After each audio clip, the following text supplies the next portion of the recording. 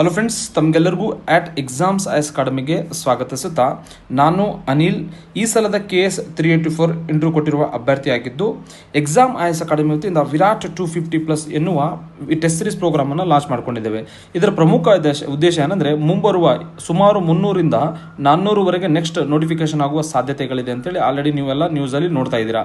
So ಅದರ ಒಂದು ಭಾಗವಾಗಿ ನೆಕ್ಸ್ಟ್ ಬರುವಂಥ ಎಕ್ಸಾಮ್ ಪ್ರಿಲಿಮ್ಸಲ್ಲಿ 400ಕ್ಕೆ 250 ಸ್ಕೋರ್ ಮಾಡಿದರೆ ನ್ಯೂ ಪ್ರಿಲಿಮ್ಸಿಗೆ ಯಾವುದೇ ಕ್ಯಾಟಗರಿಯಲ್ಲಿ GM ಆಗಿರ್ಬೋದು, OBC ಆಗಿರ್ಬೋದು, SC ಆಗಿರ್ಬೋದು, ನಿಮ್ಮದು ಪ್ರಿಲಿಮ್ಸ್ ಪಾಸ್ ಆಗುವ ಒಂದು ಸಾಧ್ಯತೆ 100% ಆಗುತ್ತೆ. ಸೊ ಆ ನಿಟ್ಟಿನಲ್ಲಿ ಏನು ಗೊತ್ತಾ, ಅದಕ್ಕೆ previous year question paper analysis ಬಹಳ ಇಂಪಾರ್ಟೆಂಟ್ ರೋಲ್ ಪ್ಲೇ ಆಗುತ್ತೆ. ಯಾಕಂದರೆ ಯಾವೆಲ್ಲ ಕಾನ್ಸೆಪ್ಟ್ ಪೊಲಿಟಿಯಲ್ಲಿ ಯಾವ ಥರ ಇದೆ, ಎಕನಾಮಿಕ್ಸಲ್ಲಿ ಯಾವ ಥರ ಕೇಳ್ತಾ ಇದ್ದಾನೆ, ಎನ್ವಿರಾನ್ಮೆಂಟಲ್ ಇತ್ತೀಚೆಗೆ ಏನೆಲ್ಲ ಡೆವಲಪ್ಮೆಂಟ್ಸ್, ಯಾವ ಒಂದು ಡೈಮೆನ್ಷನಲ್ಲಿ ಕ್ವಶನ್ಸ್ ತೆಗಿತಾ ಇದ್ದಾನೆ ಅಂತೇಳಿ ನಾವು ಅದ್ರ ಬಗ್ಗೆ ತಿಳ್ಕೊಬೇಕಾಗುತ್ತೆ. ಸೊ ಆ ನಿಟ್ಟಿನಲ್ಲಿ ನಾನು 2020ರಲ್ಲಿ ನಡೆದಿರುವಂತಹ 106 ಗಜೆಟೆಡ್ ಪ್ರೊಫೆಸರ್ನ ಪೇಪರ್ 1 ಆಲ್ರೆಡಿ 5 ಕ್ಲಾಸಸ್ಸನ್ನು ನಾನು ಡಿಸ್ಕಷನ್ ಮಾಡಿದ್ದೇನೆ. ಇವತ್ತು 6ನೇ ಕ್ಲಾಸಿನ ಮೂಲಕ ಏನಂದರೆ 51ರಿಂದ 60ರವರೆಗೆ ನಾನು ಹಳೆ ಪ್ರಶ್ನೆ ಪತ್ರಿಕೆಗಳನ್ನು ಚರ್ಚೆ ಮಾಡಲಿಕ್ಕೆ ಹೋಗ್ತಾ ಇದ್ದೇನೆ. ಫ್ರೆಂಡ್ಸ್, ಈ ಕ್ಲಾಸ್ನ ಫಸ್ಟ್ ಕ್ವಶನ್ 51ನೇ ಕ್ವಶನ್ ಆಗಿದೆ. ಏನಿದೆ ಅಂತ ನೋಡೋದಾದರೆ, protection of woman from the domestic violence is a dash ಅಂತೇಳಿ. ಅಂದರೆ ಮಹಿಳೆಯರಿಗೆ ಡೊಮೆಸ್ಟಿಕ್ ವೈಲೆನ್ಸಿಂದ ಪ್ರೊಟೆಕ್ಷನ್ ಮಾಡುವಂಥ ಹಕ್ಕನ್ನು ಏನಂತ ಕರಿತೀವಿ ಅಂತೇಳಿ ಕೊಟ್ಟಿದ್ದಾರೆ. ಫಸ್ಟ್ ಆಪ್ಷನ್ ಏನಿದೆ ಅಂತ ನೋಡಿದಾಗ ಕಾನ್ಸ್ಟಿಟ್ಯೂಷನಲ್ ರೈಟ್ ಇದೆ, ಸೆಕೆಂಡ್ ಏನಂದರೆ ಫಂಡಮೆಂಟಲ್ ರೈಟ್ ಇದೆ, ಥರ್ಡ್ ಹ್ಯೂಮನ್ ರೈಟ್ಸ್ ಇದೆ, ಫೋರ್ತ್ ಲೀಗಲ್ ರೈಟ್ಸ್ ಇದೆ. ಸೊ ಇದಕ್ಕೆ ಸರಿಯಾದ ಉತ್ತರ ನಾವು ಚರ್ಚೆಗೆ ಹೋಗೋದಾದರೆ ಏನಾಗಿತ್ತಂದರೆ, protection of woman from domestic violence act ಅಂತೇಳಿ 2005ರಲ್ಲಿ ಸೆಂಟ್ರಲ್ ಗೌರ್ಮೆಂಟ್ ತರ್ತಾರೆ. ಇದನ್ನು ತರುವುದರ ಮೂಲಕ ಏನಂತ ರೆಕಗ್ನೈಸ್ ಮಾಡ್ತಾರೆ ಅಂದರೆ, protection of woman from domestic violence ಅಂದರೆ ಮಹಿಳೆಯರಿಗೆ ಫ್ಯಾಮಿಲಿಯಲ್ಲಿ ಆಗುವಂಥ ಒಂದು ಕಿರುಕುಳವನ್ನು ಏನಂತ ಕರೀತಾರೆ ಅಂದರೆ ಅದನ್ನು ಹ್ಯೂಮನ್ ರೈಟ್ಸ್ ಅಂತೇಳಿ ಈ ಒಂದು ಕಾಯ್ದೆ ಘೋಷಣೆ ಮಾಡುತ್ತೆ. ಸೊ ಫ್ರೆಂಡ್ಸ್, ಅದಕ್ಕೋಸ್ಕರ ಇದಕ್ಕೆ ಸರಿಯಾದ ಉತ್ತರ ಆಪ್ಷನ್ 3 ಆಗಿದೆ. ಅದು ಏನಂದರೆ ಹ್ಯೂಮನ್ ರೈಟ್ಸ್. ಅದಲ್ಲದೆ ನೆಕ್ಸ್ಟ್ ಏನಂದರೆ, ಈ ಒಂದು ಕಾಯ್ದೆ ಮೂಲಕ ಏನು ಮಾಡ್ಲಿಕ್ಕೆ ಹೋಗ್ತಾ ಇದೀವಿ ಅಂತ ನೋಡಿದಾಗ, ಸಂವಿಧಾನದಲ್ಲಿ ಕೊಟ್ಟಿರುವ ಕೆಲವು ಗ್ರ್ಯಾಂಟ್ಸ್ ಅಥವಾ ಪ್ರೊಟೆಕ್ಷನ್ ಏನು ಗೊತ್ತಾ, ಈ ಒಂದು ಕಾಯ್ದೆ ಮೂಲಕ ಜಾರಿಗೆ ತರ್ತಾ ಇದ್ದಾರೆ. ಮತ್ತು ಅದಲ್ಲದೆ ಏನು ಗೊತ್ತಾ, ಸಂವಿಧಾನದ ನೋಡೋದಾದರೆ ಆರ್ಟಿಕಲ್ ಏನಂದರೆ, ಆರ್ಟಿಕಲ್ 14ನಲ್ಲಿ ಏನಂದರೆ ಮಹಿಳೆಯರಿಗೆ ಸಮಾನತೆ ಹಕ್ಕಿದೆ. ನೆಕ್ಸ್ಟ್ ಆರ್ಟಿಕಲ್ ಏನಂದರೆ 16ನಲ್ಲಿ ಅವರಿಗೆ ಏನು ಗೊತ್ತಾ, ಮಹಿಳೆಯರಿಗೆ ಉದ್ಯೋಗದಲ್ಲಿ ಫೆಸಿಲಿಟಿ ಮಾಡಬೇಕಂತ ಹೇಳಿದೆ. ಮತ್ತು ಫಂಡಮೆಂಟಲ್ ಡ್ಯೂಟೀಸಲ್ಲಿ ನೋಡಿದಾಗ ಆರ್ಟಿಕಲ್ 51 ಸಬ್ ಕ್ಲಾಸ್ 1ನಲ್ಲಿ ಏನಂದರೆ ಮಹಿಳೆಯರ ವಿರುದ್ಧ ಡೆರೋಗೇಟರಿ ಪದಗಳನ್ನು ಯೂಸ್ ಮಾಡಬಾರ್ದು ಅಂತ ಹೇಳಿದೆ. ಸೊ ಇವೆಲ್ಲ ಅಂಶಗಳನ್ನು ನೋಡಿಕೊಂಡಾಗ ಈ ಒಂದು ಕಾಯ್ದೆ ಏನಂದರೆ ಬಹಳ ಮುಖ್ಯವಾಗುತ್ತೆ. ಸೊ ಫ್ರೆಂಡ್ಸ್, ನೆಕ್ಸ್ಟ್ ಇನ್ನೊಂದು ಹೇಳಬೇಕಂದ್ರೆ, ಇಲ್ಲಿ ಮಹಿಳಾ ಎಂಪವರ್ಮೆಂಟ್ ರಿಲೇಟೆಡ್, ಮಹಿಳಾ ಅಭಿವೃದ್ಧಿ ರಿಲೇಟೆಡ್ ಏನೇ ಬಂತಂದ್ರೂ ಎಕ್ಸಾಮ್ ಆಗಿರ್ಬೋದು, ಪ್ರಿಲಿಮ್ಸಲ್ಲಿ ಆಗಿರ್ಬೋದು, ಬೇರೆ ಯಾವುದೇ ಎಕ್ಸಾಮಲ್ಲಿ ನಮಗೇನೆಂದರೆ ಇದು ಹೈ ಈಲ್ಡಿಂಗ್ ಏರಿಯಾ ಆಗಿ ವರ್ಕ್ ಆಗುತ್ತೆ. ಸೊ ಹಾಗಾಗಿ ನಾವು ಇದರ ಬಗ್ಗೆ ನೀಟಾಗಿ ನೋಡ್ಕೋಬೇಕು. ಸೊ ಆ ನಿಟ್ಟಿನಲ್ಲಿ ನಾನೇನು ಮಾಡ್ಕೊಂಡಿದ್ದೇನೆ ಅಂದರೆ, ನಿಮಗೆ 3 ಪ್ರಮುಖ ಸ್ಕೀಮ್ಸ್ ಏನು ನ್ಯೂಸಲ್ಲಿ ರಿಪೀಟೆಡ್ ಆಗ್ತಿದ್ವಲ್ಲ ಅದನ್ನು ಇಲ್ಲಿ ಕೊಟ್ಕೊಂಡಿದ್ದೇನೆ. ಫಸ್ಟ್ ನೋಡೋದಾದರೆ, ನಾರಿ ಶಕ್ತಿ ವಂದನ್ ಅಧಿನಿಯಮ 2023 ತೊಗೊಂಡಿದ್ದೇನೆ. ಅಂದರೆ 106ನೇ ಸಂವಿಧಾನಿಕ ತಿದ್ದುಪಡಿಯನ್ನು ತೊಗೊಂಡಿದ್ದೇನೆ. ಇದರಲ್ಲಿ ತಮಗೆಲ್ಲ ಗೊತ್ತಿರುವ ಹಾಗೆ ಮಹಿಳೆಯರಿಗೆ ಏನಂದರೆ ಲೋಕಸಭಾದಲ್ಲಿ ಮತ್ತು ಸ್ಟೇಟ್ ವಿಧಾನಸಭೆಗಳಲ್ಲಿ 33% ರಿಸರ್ವೇಷನ್ ಕೊಡಬೇಕಂತೇಳಿ ಈ ಕಾಯ್ದೆ ಹೇಳುತ್ತೆ. ಅದಲ್ಲದೇನೆಂದರೆ, ಈಗ ರಿಸರ್ವೇಷನ್ ಈ ಪಾಲಿಸಿನ ಯಾವಾಗ ಇಂಪ್ಲಿಮೆಂಟ್ ಮಾಡ್ತಾರೆ, ಈ ಕಾಯ್ದೆನ ಯಾವಾಗ ಮಾಡ್ತಾರೆ ಅಂದರೆ ನೆಕ್ಸ್ಟ್ ಸೆನ್ಸಸ್ ಆಗಬೇಕು ಮತ್ತು ಡಿಲಿಮಿಟೇಷನ್ ಆದಮೇಲೆ ಇಂಪ್ಲಿಮೆಂಟ್ ಮಾಡ್ತೀವಿ ಅಂತ ಹೇಳಿದ್ದಾರೆ. ಇದರ ಜೊತೆಗೆ ಏನಂದರೆ SC ST ಮಹಿಳೆಯರಿಗೂ ಕೂಡ ಇದರಲ್ಲಿ ರಿಸರ್ವೇಷನ್ ಪಾಲಿಸಿ ಇದೆ. ಅವರಿಗಿರುವ ಕೋಟಾದಲ್ಲಿ 33% ಮಹಿಳೆಯರಿಗೆ ಮೀಸಲಾಗಿ ಇಡಲಾಗಿದೆ. ನೆಕ್ಸ್ಟ್ ಇಂಪಾರ್ಟೆಂಟ್ ಸ್ಕೀಮ್ಸ್ ನೋಡಿದಾಗ, ಮಿಷನ್ ಶಕ್ತಿ ಸ್ಕೀಮ್ 2022 ಆನ್ವರ್ಡ್ಸ್ ಅಂತೇಳಿ. ಅಂದರೆ ಮಿಷನ್ ಶಕ್ತಿಯಲ್ಲಿ ಪ್ರಮುಖವಾಗಿ 2 ಕಂಪೋನೆಂಟ್ ಇದೆ. ಒಂದು ಸಂಬಲ್ ಎಂಬ ಯೋಜನೆ ಇದೆ, ಅದರ ಮೂಲಕ ಮಹಿಳೆಯರ ರಕ್ಷಣೆ ಮತ್ತು ಅವರಿಗೆ ಸೆಕ್ಯೂರಿಟಿ ಭದ್ರತೆಯನ್ನು ಕೊಡ್ತಾರೆ. ನೆಕ್ಸ್ಟ್ ಸಾಮರ್ಥ್ಯ ಅನ್ನೋ ಸಬ್ ಕಂಪೋನೆಂಟ್ ಸ್ಕೀಮಲ್ಲಿ ವುಮನ್ ಎಂಪವರ್ಮೆಂಟ್ ಮತ್ತು ಅವರ ಕಲ್ಯಾಣಕ್ಕಾಗಿ ಕಾರ್ಯಕ್ರಮಗಳನ್ನು ತಗೊಳ್ಳುತ್ತೆ. ಇದನ್ನು ಮಿನಿಸ್ಟ್ರಿ ಆಫ್ ವುಮನ್ ಮತ್ತು ಚೈಲ್ಡ್ ಡೆವಲಪ್ಮೆಂಟ್, ಸೆಂಟ್ರಲ್ ಗೌರ್ಮೆಂಟ್ ಮಿನಿಸ್ಟ್ರಿಯಲ್ಲಿ ಇದನ್ನು ಜಾರಿಗೆ ತರಲಾಗಿದೆ. ನೆಕ್ಸ್ಟ್ PM ಮಾತೃ ವಂದನಾ ಯೋಜನಾ ಅಂತೇಳಿ ಇದೆ. ಫ್ರೆಂಡ್ಸ್, ಇದರ ಒಂದು ಉದ್ದೇಶ ಏನಂದರೆ, it provides the maternity benefit scheme for pregnant and lactative woman. ಅಂದರೆ ಪ್ರೆಗ್ನೆಂಟ್ ವುಮನ್ಸಿಗೆ ಮತ್ತು ಲ್ಯಾಕ್ಟೇಟಿವ್ ವುಮನ್ಸಿಗೆ ಇದರಲ್ಲಿ ಅನ್ನೋದು ಪ್ರೊವಿಷನ್ಸ್ ಕೊಡಲಾಗಿದೆ. ಇದರಲ್ಲಿ ಪ್ರಮುಖವಾಗಿ ಏನು ಮಾಡ್ತಾರೆ ಅಂದರೆ ಫಿನಾನ್ಷಿಯಲ್ ಅಸಿಸ್ಟೆನ್ಸ್ ಕೊಡ್ತಾರೆ. ಈ ಫಿನಾನ್ಷಿಯಲ್ ಅಸಿಸ್ಟೆನ್ಸ್ ಬಂದಾಗ ಏನಾಗುತ್ತೆ ಅಂದರೆ, ಫಸ್ಟ್ ಅದು ಮಗು ಏನಂದರೆ ಬಾಯರ್ ಆಗಿರಲಿ ಅಥವಾ ಗರ್ಲರ್ ಆಗಿರಲಿ, ಏನು ಮಾಡ್ತಾರೆ ಅಂದರೆ ಮಗು ಹುಟ್ಟೋಕ್ಕಿಂತ ಮುಂಚೆ 3,000 ಮಹಿಳೆಯರಿಗೆ DBT ಮಾಡ್ತಾರೆ. ನೆಕ್ಸ್ಟ್ ಇನ್ನೊಂದೇನಾಗುತ್ತೆ ಅಂದರೆ, ಮಗು ಜನ್ಮ ಕೊಟ್ಟ ಮೇಲೆ 2,000 ಅಮೌಂಟನ್ನು ಆ ಮಹಿಳಾ ಖಾತೆಗೆ ಏನಂದರೆ DBT ಮಾಡ್ತಾರೆ. ಟೋಟಲ್ ಫಸ್ಟ್ ಮಗು ಜನ್ಮ ಆದಾಗ ಏನು ಮಾಡ್ತಾರೆ ಅಂದರೆ 5,000 ಏನಂದರೆ ಇವರಿಗೆ ಖಾತೆಗೆ ಜಮಾ ಆಗುತ್ತೆ, ಮಹಿಳೆಯರ ಖಾತೆಗೆ. ಅದಾದಮೇಲೆ ನೆಕ್ಸ್ಟ್ ಏನಾದರೂ ಸೆಕೆಂಡ್ ಚೈಲ್ಡ್ ಏನಾದರೂ ಗರ್ಲ್ಸ್ ಇತ್ತು ಅಂತ ತಿಳ್ಕೊ, ಆ ಒಂದು ಸಂದರ್ಭದಲ್ಲಿ 6,000 ರೂಪಾಯಿ ಒಂದೇ ಕಂತಿನಲ್ಲಿ ಕೊಡ್ತಾರೆ. ಸೊ ಇದು ಪ್ರಧಾನಮಂತ್ರಿ ಮಾತೃವಂದನಾ ಯೋಜನಾ. Next friends, key woman centric loss for exams ಅಂತ ನೋಡಿದಾಗ ವುಮನ್ ರಿಲೇಟೆಡ್ ಯಾವೆಲ್ಲ ಕಾಯ್ದೆಗಳು ನ್ಯೂಸಲ್ಲಿ ಇರ್ತಾವಂತ ನಾನು ಇಲ್ಲಿ ಸೇರಿಸ್ಕೊಂಡಿದ್ದೇನೆ. ಫಸ್ಟ್ ಅಂತ ನೋಡಿದಾಗ, sexual harassment of woman at work place act 2013 ಅಂತೇಳಿ ಈ ಒಂದು ಕಾಯ್ದೆ ಕೂಡ ಬಹಳ ನ್ಯೂಸಲ್ಲಿರುತ್ತೆ. ನೆಕ್ಸ್ಟ್ ಡೌರಿ ಪ್ರೊಹಿಬಿಷನ್ ಆ್ಯಕ್ಟ್ 1961, ಇದ್ರ ಬಗ್ಗೆ ನೀವೇನು ಗೊತ್ತಾ, ಬೇಸಿಕ್ ಅದರದ್ದು ಫ್ಯಾಕ್ಟ್ಸ್ ಫೀಚರ್ಸ್ ಏನು ಮತ್ತು ಫ್ಯಾಕ್ಟ್ಸ್ ಏನಿದೆ ಅಂತ ಅದನ್ನು ನೋಡ್ಕೋಬೇಕು. ಮತ್ತು prohibition of child marriage act 2006 ಇದು ಬಹಳ ನ್ಯೂಸಲ್ಲಿರುತ್ತೆ, ಇದನ್ನು ನೋಡ್ಕೋಬೇಕಾಗುತ್ತೆ. ಮತ್ತು ಮ್ಯಾಟರ್ನಿಟಿ ಬೆನಿಫಿಟ್ ಆ್ಯಕ್ಟ್ 1961 ಇದನ್ನು 2017ರಲ್ಲಿ ಅಮೆಂಡ್ಮೆಂಟ್ ಮಾಡ್ತಾರೆ. ಮತ್ತು ನೆಕ್ಸ್ಟ್ ಇಂಪಾರ್ಟೆಂಟ್ ಅಂದರೆ protection of children from the sexual offence ಅಥವಾ ಅದನ್ನು ಪೋಕ್ಸೋ ಅಂತೇಳಿ ಕರಿತೀವಿ, ಇದನ್ನು 2012ರಲ್ಲಿ ಜಾರಿಗೆ ತರ್ತಾರೆ. ಫ್ರೆಂಡ್ಸ್, ನೆಕ್ಸ್ಟ್ 52ನೇ ಕ್ವಶನ್ ಚರ್ಚೆ ಮಾಡುವ. Which one of the following railway zone and head quarters is not correctly matched ಅಂತೇಳಿ ಕೊಟ್ಟಿದ್ದಾರೆ. ಅಂದರೆ 4 ಆಪ್ಷನ್ಸ್ನ ಕೊಟ್ಟಿದ್ದಾರೆ, ಇದರಲ್ಲಿ ಯಾವುದು ಸರಿಯಾದ ಜೋಡಿಕೆ ಅಲ್ಲ ಅಂತೇಳಿ ಕೊಟ್ಟಿದ್ದಾರೆ. ಒಂದು ಕಡೆ ಫಸ್ಟ್ ಕಾಲಮಲ್ಲಿ ಏನಂದರೆ ರೈಲ್ವೆ ಝೋನ್ ಕೊಟ್ಟಿದ್ದಾರೆ, ಸೆಕೆಂಡಲ್ಲಿ ಹೆಡ್ ಕ್ವಾರ್ಟರ್ಸ್ ಕೊಟ್ಟಿದ್ದಾರೆ. ಫಸ್ಟ್ ಆಪ್ಷನ್ಸ್ ನೋಡೋದಾದರೆ ಈಸ್ಟ್ ಕೋಸ್ಟ್ ರೈಲ್ವೆ ಝೋನ್, ಇದರ ಹೆಡ್ ಕ್ವಾರ್ಟರ್ ಭುವನೇಶ್ವರ್ ಅಂತೇಳಿ ಕೊಟ್ಟಿದ್ದಾರೆ. ಫ್ರೆಂಡ್ಸ್, ಇದು ಸರಿಯಾದ ಜೋಡಣೆಯಾಗಿದೆ. Next north central railway zone ಬಂದಾಗ ಅದು ಅಲಹಾಬಾದ್ ಅಥವಾ ಪ್ರಯಾಗ್ರಾಜ್ ಅಂತೇಳಿ ಕರಿತೀವಿ, ಅದು ಕೂಡ ಸರಿಯಾದ ಜೋಡಣೆಯಾಗಿದೆ. Next north western railway zone ಬಂದಾಗ ಜೈಪುರ್ ಆಗುತ್ತೆ, ಇದು ಕೂಡ ಸರಿಯಾದ ಜೋಡಣೆ ಆಗಿದೆ. ಫೋರ್ತ್ ಆಪ್ಷನ್ ನೋಡಿಕೊಂಡಾಗ south east central railway zone Raipur ಅಂತೇಳಿ ಕೊಟ್ಟಿದ್ದಾರೆ. ಫ್ರೆಂಡ್ಸ್, ಇದು ಸರಿಯಾದ ಜೋಡಿಕೆ ಅಲ್ಲ, ಇದೇ ರಾಂಗ್ ಆಗಿರೋದು. ಸೊ ಹಾಗಾಗಿ ಸರಿಯಾದ ಆನ್ಸರ್ ನಮ್ಗೆ ಏನಂದ್ರೆ ಆಪ್ಷನ್ 4 ಆಗುತ್ತೆ. ಯಾಕಂದ್ರೆ ಸೌತ್ ಈಸ್ಟ್ ಸೆಂಟ್ರಲ್ ಝೋನ್ ಬಂದಾಗ ಇದನ್ನು ನಾವೇನಂದ್ರೆ ಬಿಲಾಸ್ಪುರ್, ಛತ್ತೀಸ್ಗಢದಲ್ಲಿರುವ ಬಿಲಾಸ್ಪುರ್ ಅಲ್ಲಿರುವಂಥ ಹೆಡ್ ಕ್ವಾರ್ಟರ್ನ ನಾವೇನಂದ್ರೆ south eastern railway zone headquarter ಅಂತ ಕರಿತೀವಿ. ಇದನ್ನ 1 ಏಪ್ರಿಲ್ 2003ರಲ್ಲಿ ಈ ಒಂದು ಹೆಡ್ ಕ್ವಾರ್ಟರ್ನ ಜಾರಿಗೆ ತರ್ತಾರೆ. ಸೊ ಹಾಗಾಗಿ ನಮಗೆ ಸರಿಯಾದ ಆನ್ಸರ್ ಆಪ್ಷನ್ 4 ಆಗಿದೆ. ನೆಕ್ಸ್ಟ್ ಎಕ್ಸಾಮ್ ಫ್ಯಾಕ್ಟ್ಸ್ ನಮಗೆ ನೋಡ್ಕೊಂಡಾಗ ಟೋಟಲ್ ಆಗಿ ಫ್ರೆಂಡ್ಸ್ 18 ರೈಲ್ವೆ ಝೋನ್ಗಳದಾವೆ. ಸೊ ನಿಮಗೆಲ್ಲ ನಾನು ಇಲ್ಲಿ ಏನು ಗೊತ್ತಾ, ಇದು ನಾ ಒಂದು ಸ್ಲೈಡಲ್ಲಿ ಎಲ್ಲ 18 ಝೋನನ್ನು ಹಾಕೊಂಡಿದ್ದೇನೆ. ಇಲ್ಲಿ 1ನೇ ಝೋನಿಂದ ಹಿಡ್ಕೊಂಡು 18 ಝೋನ್ವರೆಗೆ ಕೊಟ್ಟಿದ್ದೇನೆ. ಸೊ ನಿಮಗೆ ಬೇಕಾದರೆ ನೀವೇನಂದ್ರೆ ಇದನ್ನು ನೋಟ್ಸ್ ಮಾಡ್ಕೊಳ್ಳಿ. ನಾನು ನೀಟಾಗಿ ನಿಮಗೆ ಝೋನ್ ಮಾಡಿ ಪಾಸ್ ಮಾಡಿದ್ದೇನೆ, ಸ್ವಲ್ಪ ಪಾಸ್ ಮಾಡಿ ಅಲ್ಲಿ ಏನಿದ್ರೆ ಹೆಡ್ ಕ್ವಾರ್ಟರ್ಸ್ ಮತ್ತು ಇದರ ರೈಲ್ವೆ ಝೋನ್ಗಳನ್ನು ನೋಡ್ಕೊಳ್ಳಿ. ಅದಲ್ಲದೆ ನೆಕ್ಸ್ಟ್ ಇಂಪಾರ್ಟೆಂಟ್ ಎಕ್ಸಾಮ್ ಫ್ಯಾಕ್ಟ್ಸ್ ಬಂದಾಗ ಏನಂದರೆ ಟೋಟಲ್ ರೈಲ್ವೆ ಝೋನ್ 18 ಅದಾವ ಅಂತ ಹೇಳಿ ನಮಗೆ ಗೊತ್ತಿರಬೇಕು. ಮತ್ತು ಲೇಟೆಸ್ಟ್ ಆಗಿ ಕ್ರಿಯೇಟ್ ಆಗಿರುವಂಥ ರೈಲ್ವೆ ಝೋನ್ ಬಂದಾಗ ಸೌತ್ ಕೋಸ್ಟ್ ರೈಲ್ವೆ ಝೋನ್, ಅದು ಏನಂದ್ರೆ ಇದರ ಹೆಡ್ ಕ್ವಾರ್ಟರ್ ನಾವೇನಂದ್ರೆ ವಿಶಾಖಪಟ್ಟಣಂದಲ್ಲಿದೆ. ನೆಕ್ಸ್ಟ್ ಇನ್ನೊಂದೇನಂದ್ರೆ ಇಂಪಾರ್ಟೆಂಟ್ ಆಗಿ ಈ ರೈಲ್ವೆ ಝೋನನ್ನು ಯಾರು ಮ್ಯಾನೇಜ್ ಮಾಡ್ತಾರೆ ಅಂತ ಬಂದಾಗ ರೈಲ್ವೆ ಬೋರ್ಡ್ ಮಾಡುತ್ತೆ. ಅದು ಯಾರ ಅಂಡರ್ ಬರುತ್ತಂದ್ರೆ ಇಂಡಿಯನ್ ರೈಲ್ವೇಸ್ ಅಥವಾ ಮಿನಿಸ್ಟ್ರಿ ಆಫ್ ರೈಲ್ವೆ ಬರುತ್ತೆ ಅಂತೇಳಿ ನಮಗೆ ಗೊತ್ತಿರಬೇಕು. ಅದಲ್ಲದೆ ಏನು ಫ್ರೆಂಡ್ಸ್ ಏನು ಗೊತ್ತಾ, ಇತ್ತೀಚೆಗೆ ಅಲ್ಲಿ ರೈಲ್ ಆಕ್ಸಿಡೆಂಟ್ ಎಲ್ಲ ಬಹಳ ಆಗ್ತಾ ಇರೋದ್ರಿಂದ ಕವಚ್ ಬಗ್ಗೆ, ಸುರಕ್ಷಾ ಕವಚ್ ಅಂತೇಳಿ ಕವಚ್ ಕೂಡ ಬಹಳ ನ್ಯೂಸಲ್ಲಿ ಬರ್ತಿರುತ್ತೆ, ಅದನ್ನು ನೀಟಾಗಿ ನೋಡ್ಕೊಳ್ಳಿ. ಮತ್ತು ರೈಲ್ವೆಗೆ ಎಷ್ಟು ಬಜೆಟ್ ಅಲೋಕೇಶನ್ ಆಗುತ್ತೆ ಅದು ಕೂಡ ನೀಟಾಗಿ ನೋಡ್ಕೋಬೇಕಾಗುತ್ತೆ. ಇನ್ನೊಂದು ಫ್ಯಾಕ್ಟ್ ಏನಂದರೆ ಕರ್ನಾಟಕದಲ್ಲಿ ಸೌತ್ ವೆಸ್ಟರ್ನ್ ರೈಲ್ವೆ ಝೋನ್ ಅಂತೇಳಿ ಬರುತ್ತೆ, ಇದರದ್ದು ಹೆಡ್ ಕ್ವಾರ್ಟರ್ ಹುಬ್ಳಿಯಲ್ಲಿದೆ, ಇದು ನಮಗೆ ಗೊತ್ತಿರಬೇಕು. ಫ್ರೆಂಡ್ಸ್, ನೆಕ್ಸ್ಟ್ 53ನೇ ಕ್ವಶನ್ ಏನಂದರೆ ಇದು ಆಗಿನ ಸಂದರ್ಭದ ಕರೆಂಟ್ ಅಫೇರ್ ರಿಲೇಟೆಡ್ ಕ್ವಶನ್ ಇದೆ. ಏನಿದೆ ಅಂತ ನೋಡ್ಕೊಂಡಾಗ what is the theme of the world soil day 2019 ಅಂತೇಳಿ ಕೊಟ್ಟಿದ್ದಾರೆ. ಸೊ ಫ್ರೆಂಡ್ಸ್, ಇದಕ್ಕೆ ಸರಿಯಾದ ಉತ್ತರ ಏನಂದರೆ stop soil erosion and save our future ಅಂತೇಳಿ. ಯಾಕಂದರೆ ಇದು ನೆಕ್ಸ್ಟ್ ಎಕ್ಸಾಮ್ಸಿಗೆ ರಿಲೆವೆನ್ಸ್ ಇಲ್ಲ ಇವೆಲ್ಲ ಆಪ್ಷನ್, ಅದಕ್ಕಾಗಿ ನಾನು ಏನು ಗೊತ್ತಾ ವರ್ಲ್ಡ್ ಸಾಯಿಲ್ ಡೇ 2019 ಥೀಮಿಗೆ ಹೋಗಿದ್ದೇನೆ. ಅದು ಏನಿದೆ ಅಂದರೆ ಸ್ಟಾಪ್ ಸಾಯಿಲ್ ಇರೋಷನ್ ಮತ್ತು ಸೇವ್ ಅವರ್ ಫ್ಯೂಚರ್ ಅಂತೇಳಿದೆ. ನೆಕ್ಸ್ಟ್ ಎಕ್ಸಾಮಿಗೆ ನಮಗೇನು ಇಂಪಾರ್ಟೆಂಟ್ ಅಂದರೆ ಅದರ ಬ್ಯಾಕ್ಗ್ರೌಂಡ್ ಗೊತ್ತಿರಬೇಕು. ಸೊ ಮೂಲತವಾಗಿ ಡಿಸೆಂಬರ್ 5 ನಾವೇನಂದ್ರೆ ಜಗತ್ತಿನ ಸಾಯಿಲ್ ಡೇ ಅಂತ ಕರಿತೀವಿ. ನೆಕ್ಸ್ಟ್ ಇದನ್ನು ಸ್ಥಾಪನೆ ಮಾಡಿದವರು ಯಾರಂತ ಬಂದಾಗ food and agriculture organisation FO ಇದೆಯಲ್ಲ ಅದನ್ನು ಇವರು ಆರ್ಗನೈಸ್ ಮಾಡ್ತಾರೆ. ನೆಕ್ಸ್ಟ್ ಇದನ್ನು ಇದನ್ನು ಏನು ಗೊತ್ತಾ ಪ್ರೋತ್ಸಾಹ ನೀಡುವವರು ಯಾರಿದ್ದಾರೆ ಅಂದರೆ ಯುನೈಟೆಡ್ ನೇಷನ್ ಜನರಲ್ ಅಸೆಂಬ್ಲಿ 2013ರಲ್ಲಿ ಇದನ್ನು ಪ್ರೋತ್ಸಾಹ ನೀಡಲಿಕ್ಕೆ ಸ್ಟಾರ್ಟ್ ಮಾಡ್ತು. ನೆಕ್ಸ್ಟ್ ಫಸ್ಟ್ ಇದನ್ನು ಈ ಒಂದು ವರ್ಲ್ಡ್ ಸಾಯಿಲ್ ಡೇ ಸೆಲೆಬ್ರೇಷನ್ ಅಥವಾ ಅಬ್ಸರ್ವೇಷನ್ ಮಾಡಿದ್ದೇವೆ ಅಂದರೆ 2014ರಿಂದ ಇದನ್ನು ಆಚರಣೆ ಮಾಡ್ತಾ ಇದ್ದೇವೆ. ಅದಲ್ಲದೆ ಇದಕ್ಕೆ ಮೂಲ ಕಾರಣ, ಇದಕ್ಕೆ ಡಿಸೆಂಬರ್ 5 ಸೆಲೆಕ್ಟ್ ಮಾಡ್ಲಿಕ್ಕೆ ಕಾರಣ ಅಂದರೆ ಥೈಲ್ಯಾಂಡಿನ ರಾಜ ಆಗಿರುವಂಥ ಭೂಮಿ ಬೋಲ್ ಅದುಲ್ ಯಾದ್ಜೆನ್ ಅಂತ ಹೇಳಿದ್ದಾರೆ. ಇವರ ಒಂದು ಜನ್ಮದಿನದ ಪರವಾಗಿ ಇದನ್ನು ಆಚರಣೆ ಮಾಡ್ತೀವಿ. ಯಾಕಂದರೆ ಈ ಕಿಂಗ್ ಇದಾರಲ್ಲ ಅವರು ಸಸ್ಟೈನಬಲ್ ಸಾಯಿಲ್ ಮ್ಯಾನೇಜ್ಮೆಂಟ್ ಮೇಲೆ ಬಹಳ ಒತ್ತು ನೀಡ್ತಾರೆ. ಸೊ ಅವರ ಒಂದು ನೆನಪಿಗಾಗಿ ಇದನ್ನು ಸೆಲೆಬ್ರೇಟ್ ಮಾಡ್ತೇವೆ.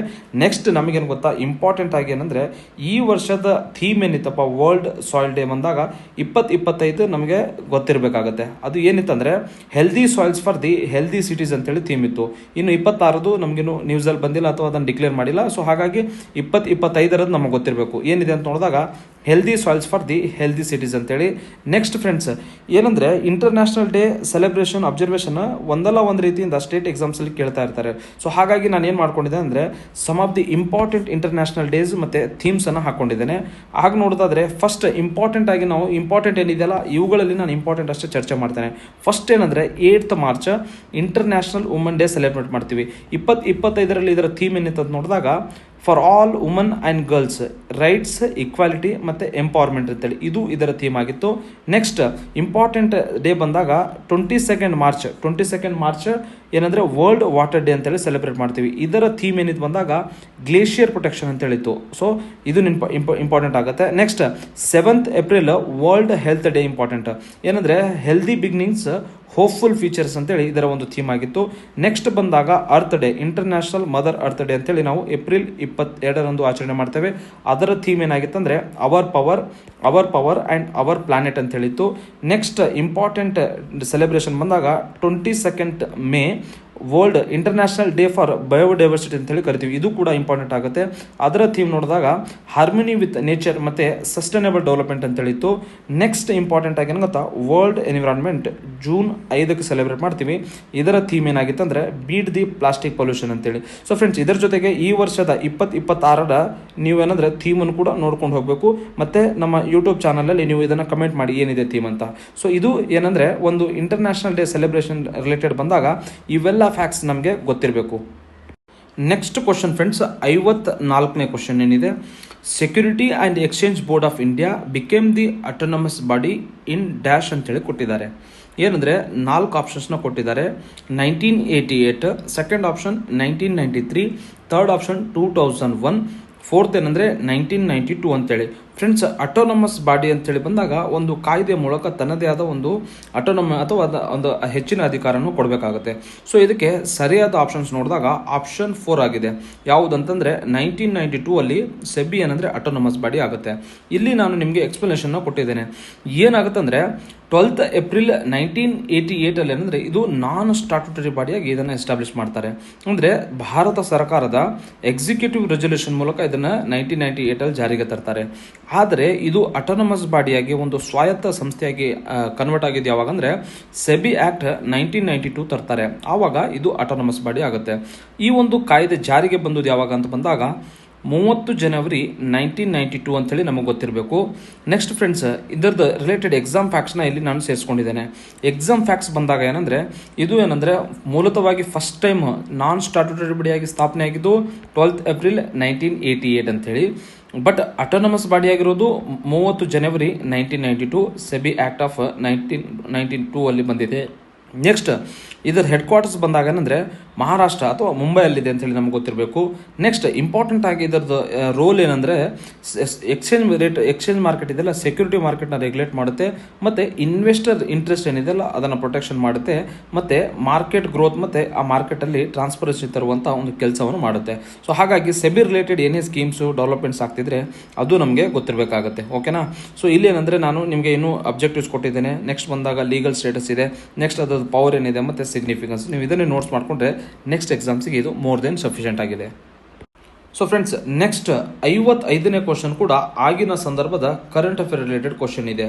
ಏನಿದೆ ಕ್ವಶನ್ಸ್ ನೋಡೋದಾದರೆ, in the 2016 West Bengal Assembly had proposed to give West Bengal 3 new names in the 3 different language, Bengali, English, Hindi. It was however rejected by Center, and in 2018 Assembly passed a new resolution to give a state single name usable in the all 3 language. The proposed single name is dash ಅಂತೇಳಿ. So friends, question ಏನಿದೆ ಅಂತ ಬಂದಾಗ 2016ರಲ್ಲಿ ಏನಂದರೆ West Bengal assembly ಇದೆಯಲ್ಲ, ಬೆಂಗಾಲಿಗೆ 3 ಹೆಸರನ್ನು ಕೊಡಬೇಕು, 3 ಹೆಸರು officially recognise ಮಾಡಬೇಕಂತೇಳಿ central ಗೌರ್ಮೆಂಟಿಗೆ ಇದು ರೆಕಮೆಂಡ್ ಮಾಡುತ್ತೆ. ಏನಂತ, ಬೆಂಗಾಲಿ, ಇಂಗ್ಲೀಷಲ್ಲಿ, ಬೆಂಗಾಲಿಯಲ್ಲಿ ಮತ್ತು ಹಿಂದಿಯಲ್ಲಿ 3 ನೇಮ್. ಆದರೆ ಇದನ್ನು ಸೆಂಟ್ರಲ್ ಗೌರ್ಮೆಂಟ್ ಅವರು ರಿಜೆಕ್ಟ್ ಮಾಡ್ತಾರೆ. ಅದೇ ರೀತಿ ಏನಂದರೆ 2018ರಲ್ಲಿ ಇವರೇನೆಂದರೆ ಹೊಸ ರೆಸಲ್ಯೂಷನ್ ಪಾಸ್ ಮಾಡೋದ್ರ ಮೂಲಕ ಸಿಂಗಲ್ ಹೆಸರನ್ನು ಕೊಡ್ತಾರೆ. ಆ ಹೆಸರು ಏನಿತ್ತು ಅಂತೇಳಿನೇ ಕ್ವಶನ್ ಆಗಿದೆ ಆ ಸಂದರ್ಭದಲ್ಲಿ. ಸೊ ಅದರ ಒಂದು ಉತ್ತರ ಏನಂದರೆ ಆಪ್ಷನ್ 4 ಆಗುತ್ತೆ. ಅಂದರೆ ಬಾಂಗ್ಲಾ ಅಂಥೇಳಿ ಇದನ್ನು ಹೆಸರಿಡಿ ಅಂತೇಳಿ 2018ರಲ್ಲಿ ಪ್ರಪೋಸ್ ಮಾಡ್ತಾರೆ. ಏನಾಗುತ್ತೆ ಅಂತ ಬಂದಾಗ ಇಲ್ಲಿ ನಾನು ಕೊಟ್ಟಿದ್ದೇನೆ. ಏನಂದರೆ 2016ರಲ್ಲಿ ಏನಂದರೆ 3 ಡಿಫ್ರೆಂಟ್ ನೇಮ್ನ ರೆಫರೆನ್ಸ್ ಮಾಡ್ತಾರೆ. ಬೆಂಗಾಲಿಯಲ್ಲಿ ಅಂದರೆ ಬಾಂಗ್ಲಾ ಅಂತೇಳಿ, ಮತ್ತು ಇಂಗ್ಲೀಷಲ್ಲಿ ಬೆಂಗಾಲ್ ಅಂತೇಳಿ, ಮತ್ತು ಹಿಂದಿಯಲ್ಲಿ ಅಂದರೆ ಬಂಗಾಲ್ ಅಂತೇಳಿ. ಇದು 3 ಸ್ಟೇಟನ್ನು 3 ಹೆಸರು ಕೊಡಬೇಕಂತೇಳಿ 2016ರಲ್ಲಿ ಬೆಂಗಾಲ್ ಅಸೆಂಬ್ಲಿ ಪಾಸ್ ಮಾಡುತ್ತೆ. ಆದರೆ ಇದಕ್ಕೆ ಸೆಂಟ್ರಲ್ ಗೌರ್ಮೆಂಟ್ ರೆಸ್ಪಾನ್ಸ್ ಏನು ಮಾಡುತ್ತೆ ಅಂದರೆ ರಿಜೆಕ್ಟ್ ಮಾಡಿಬಿಡುತ್ತೆ 3 ನೇಮ್ ಬ್ಯಾಡ್ ಅಂತೇಳಿ. ಯಾಕಂದರೆ ಇದರಿಂದ ಅಡ್ಮಿನಿಸ್ಟ್ರೇಟಿವ್ ಪ್ರಾಬ್ಲಮ್ಸ್ ಆಗುತ್ತೆ ಮತ್ತು ಸಂವಿಧಾನಿಕ ಸಮಸ್ಯೆಗಳಾಗ್ತಾವೆ ಅಂತೇಳಿ ಅದನ್ನು ಹೇಳ್ತಾರೆ. ಸೊ ಆ ಒಂದು ಅಂಶಗಳನ್ನು ಗಮನದಲ್ಲಿ ಇಟ್ಕೊಂಡು ವೆಸ್ಟ್ ಬೆಂಗಾಲ್ ಅಸೆಂಬ್ಲಿ 2018ರಲ್ಲಿ ಏನಂದರೆ ಹೊಸ ರೆಸೊಲ್ಯೂಷನ್ ಪಾಸ್ ಮಾಡುತ್ತೆ. ಸಿಂಗಲ್ ನೇಮ್ ಕೊಡಿ, ಬಾಂಗ್ಲಾ ಅಂತೇಳಿ ಕೊಡಿ ಅಂತೇಳಿ ಇದನ್ನು ಶಿಫಾರಸು ಮಾಡುತ್ತೆ.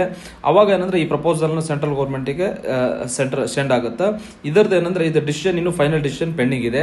ನೆಕ್ಸ್ಟ್ ಫ್ರೆಂಡ್ಸ್, ಅದಾದಮೇಲೆ ಏನಂದರೆ ಇಂಪಾರ್ಟೆಂಟ್ ಆಗಿ ಇತ್ತೀಚೆಗೆ ನಮಗೆ ರೆಲೆವೆನ್ಸ್ ಇರೋದೇನೆಂದರೆ ಕೇರಳ ಸರ್ಕಾರದ ರಿಲೇಟೆಡ್ ಬಂದಾಗ ಕೇರಳವನ್ನು ಏನಂದರೆ ಕೇರಳಂ ಅಂಥೇಳಿ ಹೆಸರಿಡಕ್ಕೆ ಯೂನಿಯನ್ ಕ್ಯಾಬಿನೆಟ್ ಇದೆಯಲ್ಲ ಅದು ಅಪ್ರೂವ್ ಕೊಟ್ಬಿಟ್ಟಿದೆ.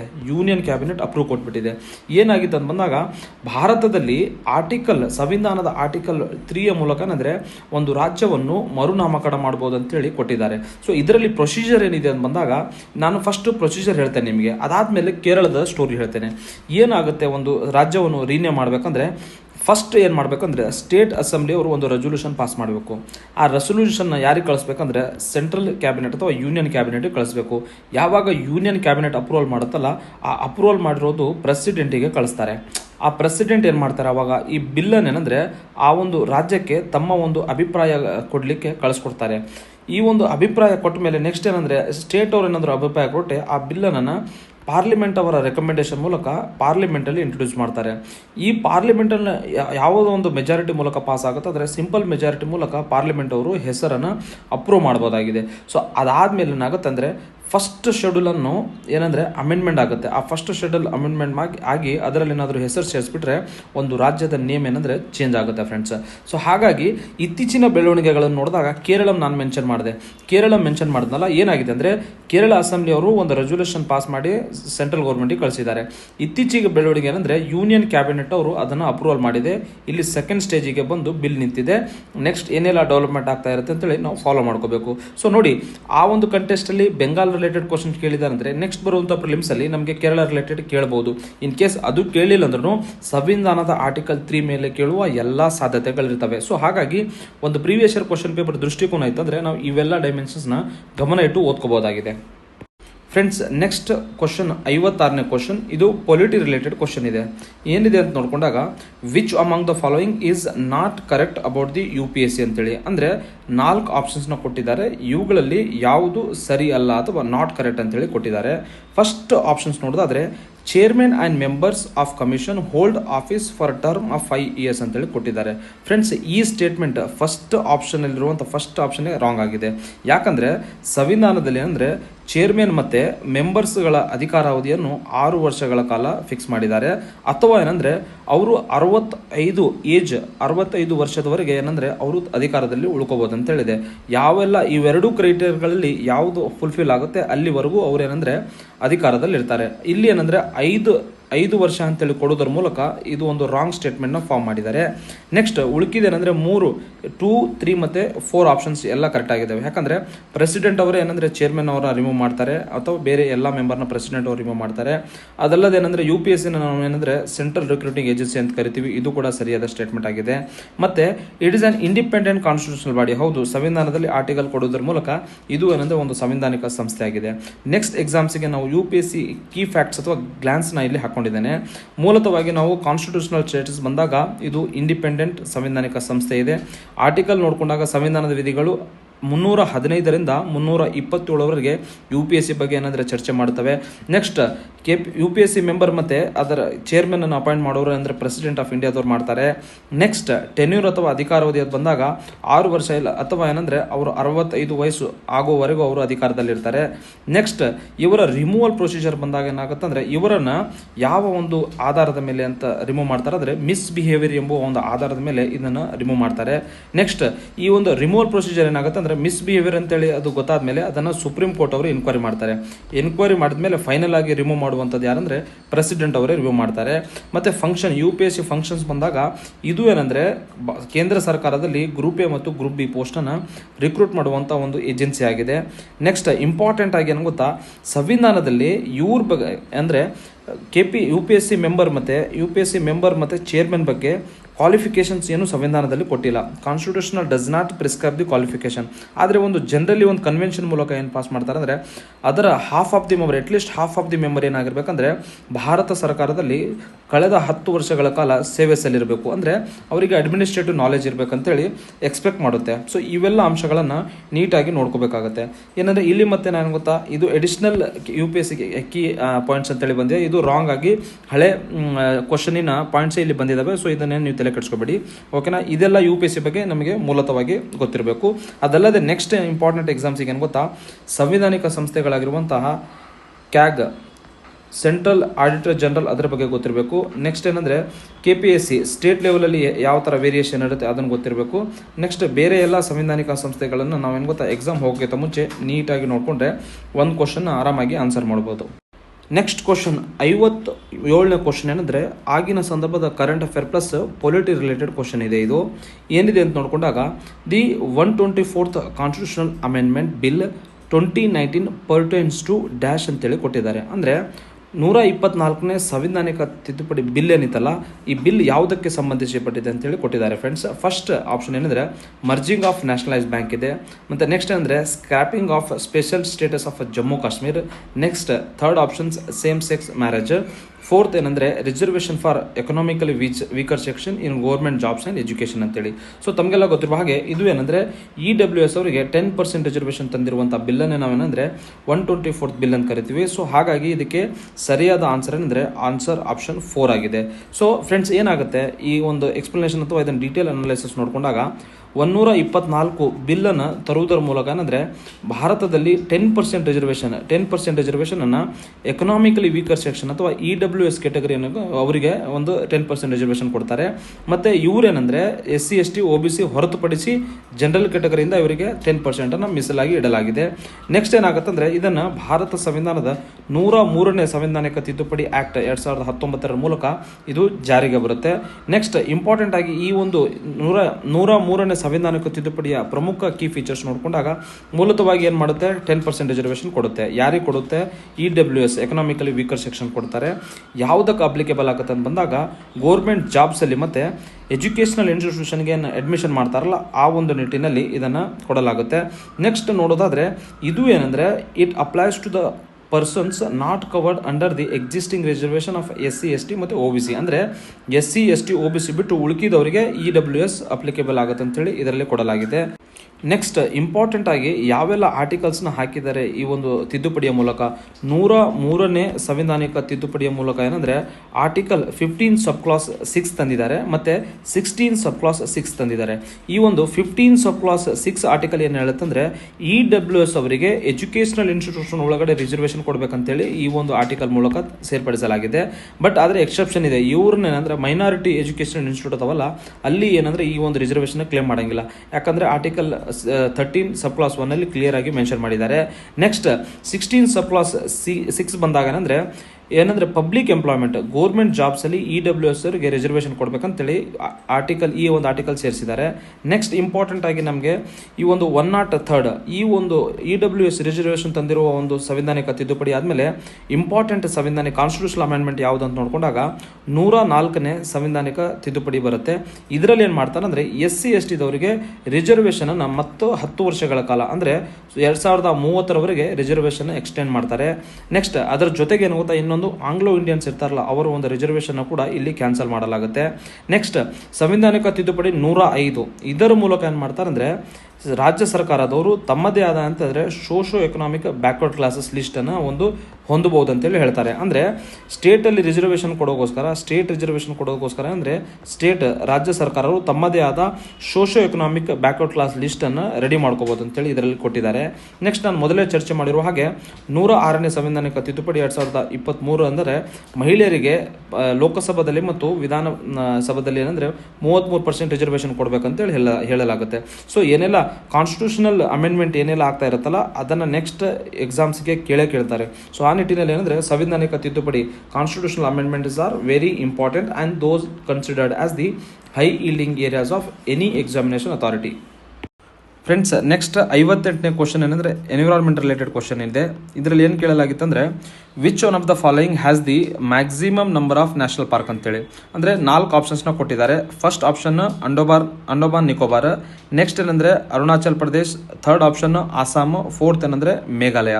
ಅಂದರೆ ಕೊಟ್ಟಿರುವ ಆಪ್ಷನ್ಸ್ಗಳಲ್ಲಿ ಅಂಡೋಮಾನ್ ಮತ್ತು ನಿಕೋಬಾರ್ ಇದೆಯಲ್ಲ, ಇದು ಹೈಯೆಸ್ಟ್ ನ್ಯಾಷನಲ್ ಪಾರ್ಕ್ ಹೊಂದಿರುವಂಥ ಒಂದು ಯೂನಿಯನ್ ಟೆರಿಟರಿ ಆಗಿದೆ. ಅವುಗಳು ಯಾವ ಅಂಥೇಳಿ ನಾನು ಇಲ್ಲಿ ಲಿಸ್ಟ್ ಮಾಡ್ಕೊಂಡಿದ್ದೇನೆ.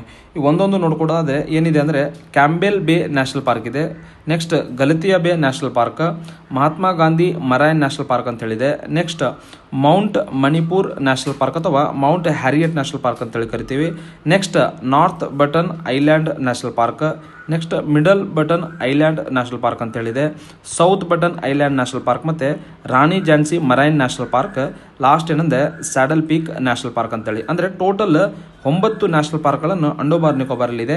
ಸೊ ಹಾಗಾಗಿ ಸರಿಯಾದ ಉತ್ತರ ಏನಂದರೆ ಆಪ್ಷನ್ 1 ಆಗಿದೆ. ನೆಕ್ಸ್ಟ್ ಇಂಪಾರ್ಟೆಂಟ್ ಆಗಿ ಏನಂದರೆ ನಾವು ನ್ಯಾಷನಲ್ ಪಾರ್ಕ್ ಬಗ್ಗೆ ಒಂದು ಬ್ಯಾಕ್ಗ್ರೌಂಡ್ ನೋಡಿಕೊಂಡಾಗ ನ್ಯಾಷನಲ್ ಪಾರ್ಕ್ ಯಾಕೆ ಸ್ಥಾಪನೆ ಮಾಡ್ತಾರೆ ಅಂದರೆ ಇವೇನೆಂದರೆ ನ್ಯಾಷನಲ್ ಪಾರ್ಕ್ಗಳನ್ನು ನಾವು ಲೀಗಲಿ ಪ್ರೊಟೆಕ್ಟೆಡ್ ಏರಿಯಾ ಅಂತೇಳಿ ಕರಿತೀವಿ. ಇದರ ಪ್ರಮುಖ ಉದ್ದೇಶ ಅಂದರೆ ಅಲ್ಲಿರುವಂತಹ ವನ್ಯಜೀವಿಗಳ ರಕ್ಷಣೆ ಮಾಡೋದು ಮತ್ತು ಅವುಗಳ ವಾಸಸ್ಥಾನ ಅಥವಾ ಹ್ಯಾಬಿಟೇಟ್ ಅಂತ ಕರಿತೀವಲ್ಲ ಅದನ್ನು ಕೂಡ ರಕ್ಷಣೆ ಮಾಡೋದಾಗಿದೆ. ನ್ಯಾಷನಲ್ ಪಾರ್ಕನ್ನು ವೈಲ್ಡ್ ಲೈಫ್ ಪ್ರೊಟೆಕ್ಷನ್ ಆಕ್ಟ್ 1972 ಅಲ್ಲಿ ಡಿಕ್ಲೇರ್ ಮಾಡ್ತಾರೆ. ನೆಕ್ಸ್ಟ್ ಇಂಪಾರ್ಟೆಂಟ್ ಆಗಿ ಏನಂದರೆ ಪರ್ಪಸ್ ಏನಂದರೆ ಬಯೋಡೈವರ್ಸಿಟಿ ಕನ್ಸರ್ವೇಷನ್ ಮಾಡೋದು, ನೆಕ್ಸ್ಟ್ ಏನಂದರೆ ಅದರಿಂದ ಆ ನ್ಯಾಷನಲ್ ಪಾರ್ಕಲ್ಲಿ ರಿಸರ್ಚ್ ಮಾಡೋದು ಮತ್ತು ಈಕೋ ಟೂರಿಸಮ್ನ ಪ್ರಮೋಟ್ ಮಾಡುತ್ತೆ. ಅದ್ರ ಜೊತೆಗೆ ಎಜುಕೇಷನಲ್ ಪರ್ಪಸ್ಸಿಗೆ ಕೂಡ ಅದನ್ನು ಯೂಸ್ ಮಾಡ್ಕೋಬೇಕಾಗತ್ತೆ.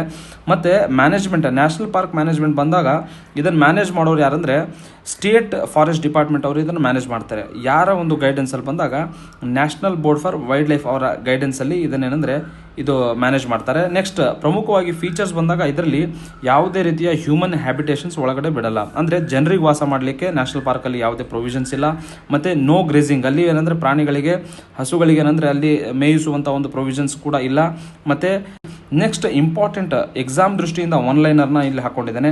ಏನಿದೆ ಅಂತ ನೋಡ್ಕೊಂಡಾಗ largest national park area wise ನೋಡ್ಕೊಂಡಾಗ ಯಾವುದಿದೆ ಭಾರತದಲ್ಲಿ ಅಂದ್ಕೊಂಡಾಗ ಹೇಮಿಸ್ ನ್ಯಾಷನಲ್ ಪಾರ್ಕ್ ಇದೆಯಲ್ಲ ಇದನ್ನು ಲಾರ್ಜೆಸ್ಟ್ ನ್ಯಾಷನಲ್ ಪಾರ್ಕ್ ಕರಿತೀವಿ. ಇದು ಲಡಾಖ್ ಜಮ್ಮು ಆ್ಯಂಡ್ ಕಾಶ್ಮೀರಲ್ಲಿ ಬರುತ್ತೆ.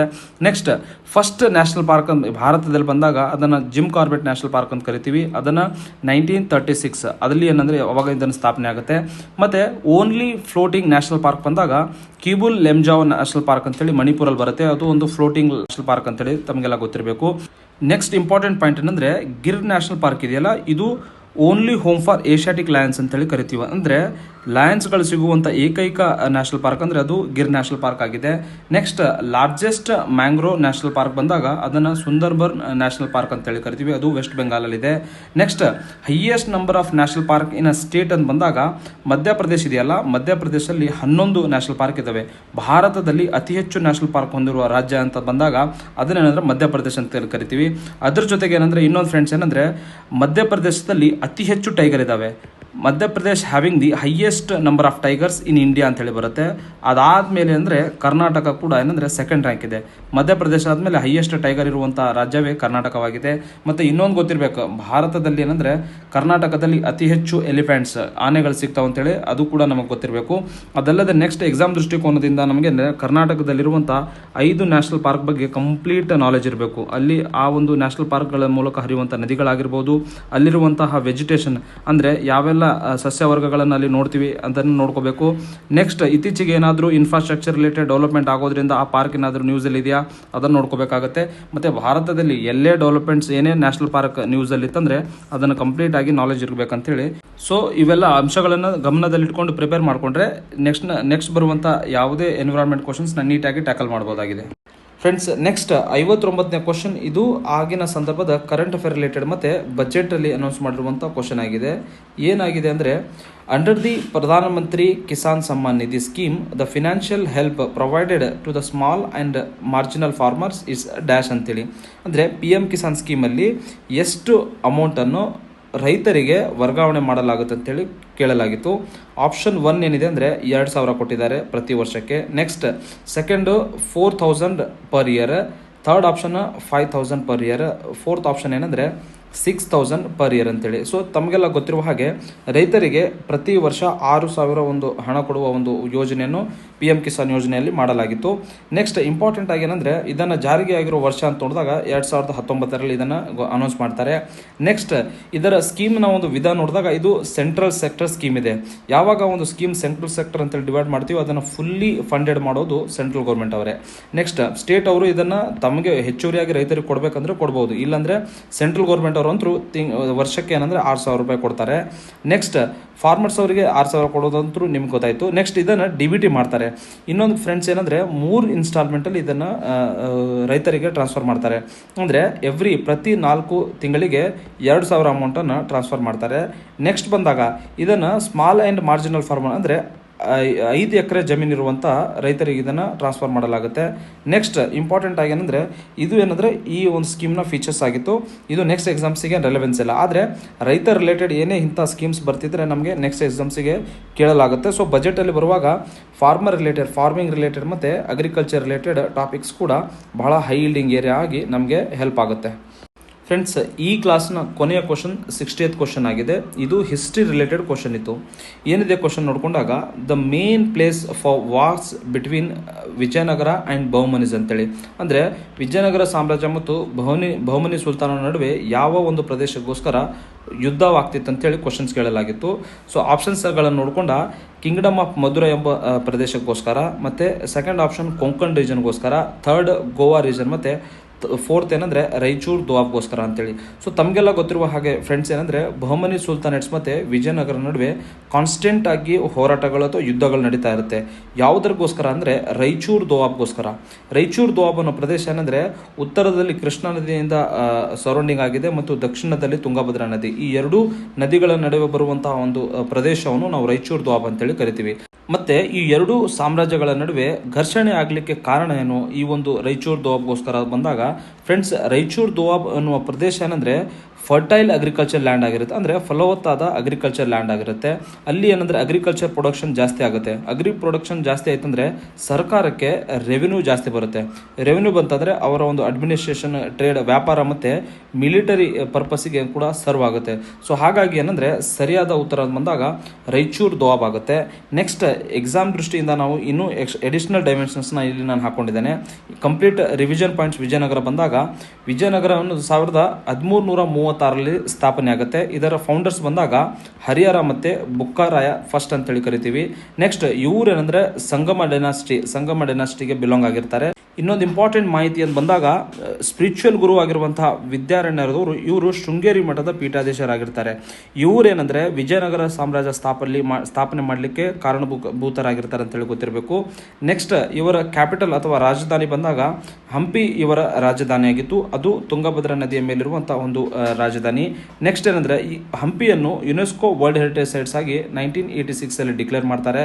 ನೆಕ್ಸ್ಟ್ ವಿಜಯನಗರ ಸಾಮ್ರಾಜ್ಯದ ಪ್ರಮುಖ ಡೈನಾಸ್ಟಿಗಳು ಬಂದಾಗ ಫಸ್ಟ್ ಏನಂದರೆ ಸಂಗಮ ಡೈನಾಸ್ಟಿ ಬರುತ್ತೆ, ಅದಾದಮೇಲೆ ಸಾಳ್ವ ಡೈನಾಸ್ಟಿ ಬರುತ್ತೆ, ನೆಕ್ಸ್ಟ್ ತುಳುವ ಮತ್ತು ಲಾಸ್ಟಿಗೆ ಏನಂದರೆ ಅರೆವಿಡು ಡೈನಾಸ್ಟಿ. ನಿಮಗೆ ಎಕ್ಸಾಮಲ್ಲಿ ಈ ಒಂದು ಕ್ರೊನಾಲಜಿ ಕೇಳ್ಬೋದು, ಅಂದರೆ ಫಸ್ಟ್ ಯಾವುದು ಡೈನಾಸ್ಟಿ ಬಂತು, ಆಮೇಲೆ ನೆಕ್ಸ್ಟ್ ಯಾವುದು ಅಂತೇಳಿ ಎಕ್ಸಾಮಲ್ಲಿ ಕ್ರೊನಾಲಜಿ ಬಂದಾಗ ಸಂಗಮ ಆದಮೇಲೆ ಸಾಳ್ವ ಆದಮೇಲೆ ತುಳುವ ಆದಮೇಲೆ ಅರೆವಿಡು ಅಂತೇಳಿ ಗೊತ್ತಿರಬೇಕು. ಮತ್ತು ಪ್ರಮುಖವಾಗಿ ಇವರ ಗ್ರೇಟೆಸ್ಟ್ ರೂಲರ್ ಅಂದರೆ ಪ್ರಸಿದ್ಧ ದೊರೆ ಅಂತ ಬಂದಾಗ ನಿಮಗೆಲ್ಲ ಗೊತ್ತಿರುವ ಹಾಗೆ ಕೃಷ್ಣದೇವರಾಯ ಅಂತೇಳಿ ನಾವು ಕರಿತೀವಿ. ಇವರು 1509ರಿಂದ 1529ರವರೆಗೆ ಏನಂದರೆ ಇವರ ಆಳ್ವಿಕೆ ಕಾಲವಾಗಿದ್ದು, ಇವರಿಗೆ ಏನಂದರೆ ಪ್ರಮುಖವಾಗಿ ಇವರು ಯಾವ ಡೈನಾಸ್ಟಿಗೆ ಬಿಲಾಂಗ್ ಆಗಿರ್ತಾರೆ ಅಂತೇಳಿ ಕ್ವಶನ್ಸ್ ಕೂಡ ಫ್ರೇಮ್ ಆಗಿದೆ. ತುಳುವ ಡೈನಾಸ್ಟಿ ಅಂತೇಳಿ ಕ್ಲಿಯರ್ ಆಗಿ ಗೊತ್ತಿರಬೇಕು. ಮತ್ತು ಇವರೇನಂದರೆ ಒಡಿಸ್ಸಾದ ಗಜಪತಿ ರೂಲರನ್ನು ಸೋಲಿಸಿರುವ ರಾಜರಾಗಿರ್ತಾರೆ. ಮತ್ತು ರಾಯಚೂರು ಬ್ಯಾಟಲ್ ನಮಗೆ ಕ್ವಶನ್ಸ್ ಕೇಳಿರುವಂಥದ್ದು 1520ರಲ್ಲಿ ನಡೆದಿರುವಂಥ ರಾಯಚೂರು ಯುದ್ಧದಲ್ಲಿ ಇವರು ಗೆಲ್ತಾರೆ. ನೆಕ್ಸ್ಟ್ ಕೃಷ್ಣದೇವರಾಯರು ಅಂದರೆ ಇವರು ಸಾಹಿತ್ಯ ಮತ್ತು ಕಲೆಗಳಿಗೆ ಬಹಳ ಪ್ರೋತ್ಸಾಹ ನೀಡಿರುವಂಥ ಒಂದು ರಾಜರಂತೇಳಿ ನಾವು ಕರಿತೀವಿ. ಅದಲ್ಲದೆ ಇವರ ಒಂದು ಕಾಲವನ್ನು ವಿಜಯನಗರ ಸಾಮ್ರಾಜ್ಯದ ಗೋಲ್ಡನ್ ಏಜ್ ಅಂತೇಳಿ ಕೂಡ ನಾವು ಕರಿತೀವಿ. ನೆಕ್ಸ್ಟ್ ಲಿಟರರಿ ಕಾಂಟ್ರಿಬ್ಯೂಷನ್ಸ್ ಬಂದಾಗ ಏನಾಗುತ್ತೆ ಅಂದರೆ ಕೃಷ್ಣದೇವರಾಯ ಸ್ವತಃ ಏನು ಬರೀತಾರೆ, ಅಮುಕ್ತ ಮೌಲ್ಯದ ಎಂಬ ಕೃತಿಯನ್ನು ತೆಲುಗುವಲ್ಲಿ ಬರೀತಾರೆ. ನೆಕ್ಸ್ಟ್ ಇವರ ಕಾಲದ ಪ್ರಸಿದ್ಧ ಪೋಯಟ್ಸ್ ಅನ್ನು ನಾವು ಏನಂತ ಕರಿತೀವಿ ಅಂದರೆ ಅಷ್ಟದಿಗ್ಗಜಸ್ ಅಂತೇಳಿ ಕರಿತೀವಿ. ಇದರಲ್ಲಿ ಮೋಸ್ಟ್ ಫೇಮಸ್ ಅಥವಾ ಬಹಳ ಪ್ರಸಿದ್ಧವಾಗಿರುವಂತಹ ಕವಿ ಬಂದಾಗ ಅಲ್ಲಸಾನಿ ಪೆದ್ದನ ಅಂತೇಳಿ ನಾವು ಕರಿತೀವಿ. ಇವರಿಗೆ ಆಂಧ್ರ ಕವಿತಾ ಪಿತಾಮಹ ಅಂತೇಳಿ ಕೂಡ ಕರಿತೇವೆ. ನೆಕ್ಸ್ಟ್ ಅದಲ್ಲದೆ ಎಕ್ಸಾಮ್ ದೃಷ್ಟಿಯಿಂದ ನಾವು ಇಂಪಾರ್ಟೆಂಟ್ ಆಗಿ ಕೇಳಿರುವಂತಹ ಥೀಮ್ಸ್ಗಳನ್ನು ನೋಡಿಕೊಂಡಾಗ ಯಾವೆಲ್ಲ ಟ್ರಾವೆಲರ್ಸು ಯಾವ ದೇಶದಿಂದ ಬಂದರು ಮತ್ತು ಯಾರ ರಾಜರ ಆಳ್ವಿಕೆ ಕಾಲದಲ್ಲಿ ಬಂತ ಅಂತಂತ ಕೇಳಿದ್ದಾರೆ. ಇಂಪಾರ್ಟೆಂಟ್ ಆಗಿ ನಿಕೋಲೋ ಕಂಟಿ ಅವರು ಇಟಲಿಯಿಂದ, ಇವರು ಏನಂದರೆ ದೇವರಾಯ ಫಸ್ಟ್ ಅವರ ಕಾಲದಲ್ಲಿ ವಿಜಯನಗರಕ್ಕೆ ಭೇಟಿ ನೀಡ್ತಾರೆ. ನೆಕ್ಸ್ಟ್ ಅಬ್ದುಲ್ ರಜಾಕ್ ಅವರು ಏನಂದರೆ ಪರ್ಷಿಯಾದಿಂದ ಬಂದಿರ್ತಾರೆ, ಇವರು ದೇವರಾಯ ಸೆಕೆಂಡ್ ಆಳ್ವಿಕೆ ಕಾಲದಲ್ಲಿ ವಿಸಿಟ್ ಕೊಡ್ತಾರೆ. ನೆಕ್ಸ್ಟ್ ಡೊಮಿಂಗೋ ಪಯಾಸ್ ಇವರು ಪೋರ್ಚುಗಲ್ನ ದೇಶದಿಂದ ಬಂದಿರ್ತಾರೆ, ಕೃಷ್ಣದೇವರಾಯನ ಕಾಲದಲ್ಲಿ ಇವರು ಬರ್ತಾರೆ. ನೆಕ್ಸ್ಟ್ ಪರ್ನಿಯೋ ನ್ಯೂನೀಸ್ ಅಂತೇಳಿ ಪೋರ್ಚುಗೀಸ್ ದೇಶದಿಂದ ಅಚ್ಯುತರಾಯನ ಕಾಲದಲ್ಲಿ ಬರ್ತಾರೆ. ಸೊ ಇವೆಲ್ಲ ಇಂಪಾರ್ಟೆಂಟ್ ಟ್ರಾವೆಲರ್ಸ್ ಗೊತ್ತಿರಬೇಕು. ನೆಕ್ಸ್ಟ್ ಅಡ್ಮಿನಿಸ್ಟ್ರೇಷನ್ ಬಂದಾಗ ಏನಂದರೆ ವಿಜಯನಗರ ಸಾಮ್ರಾಜ್ಯವನ್ನು ರಾಜ್ಯ ಇದ್ದದನ್ನು ನಂತರ ನಾಡುವಾಗಿ ಡಿವೈಡ್ ಮಾಡಿರ್ತಾರೆ, ನಾಡುವನ್ನು ಸ್ಥಳವಾಗಿ ಡಿವೈಡ್ ಮಾಡ್ತಾರೆ, ಸ್ಥಳವನ್ನು ಗ್ರಾಮವಾಗಿ ಡಿವೈಡ್ ಮಾಡ್ತಾರೆ. ಮಸ್ತ್ ಇವರ ಕಾಲದ ಗವರ್ನರ್ಸ್ ಅನ್ನೋ ಏನಂತ ಕರಿತೀವಿ ಅಂದರೆ ನಾಯಕಾಸ್ ಅಂತ ಹೇಳಿ ಕರಿತಿದ್ರು. ಮತ್ತು ಇವರು ಅಮರ ನಾಯಕ ಸಿಸ್ಟಮ್ ಎನ್ನುವ ಆಡಳಿತ ವ್ಯವಸ್ಥೆನ ತರ್ತಾರೆ.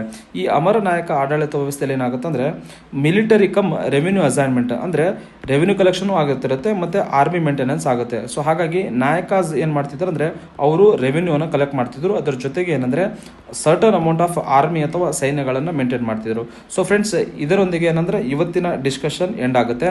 ಸೊ ನಮ್ಮ ಯೂಟ್ಯೂಬ್ ಚಾನಲಲ್ಲಿ ನಾವೇನಂದರೆ ಎಲ್ಲ ರಿಮೈನಿಂಗ್ ಕ್ವಶನ್ಸ್ನ ಕೂಡ ಇಲ್ಲಿ ಏನಂದರೆ ಡಿಸ್ಕಷನ್ ಮಾಡ್ತೇವೆ. ಅದ್ರ ಜೊತೆಗೆ ನಾವು ಏನಂದರೆ ವಿರಾಟ್ 250+ ಎನ್ನುವ ಟೆಸ್ಟ್ ಸೀರೀಸ್ನ ಲಾಂಚ್ ಮಾಡ್ಕೊಂಡಿದ್ದೇವೆ. ಇದರಲ್ಲಿ ಏನಂದರೆ ನಾವು ಈ ರೀತಿ ಏನು ಸಿನಾಪ್ಸಿಸ್ ಏನು ಆಲ್ರೆಡಿ ನಿಮಗೆ ಡಿಸ್ಕಷನ್ ಮಾಡ್ತಾ ಇದ್ದೀವಲ್ಲ, ಅದೇ ಫಾರ್ಮ್ಯಾಟಲ್ಲಿ ನಾವು ಟೆಸ್ಟ್ ಸೀರೀಸ್ನ ಕೂಡ ರೆಡಿ ಮಾಡಿದ್ದೇವೆ.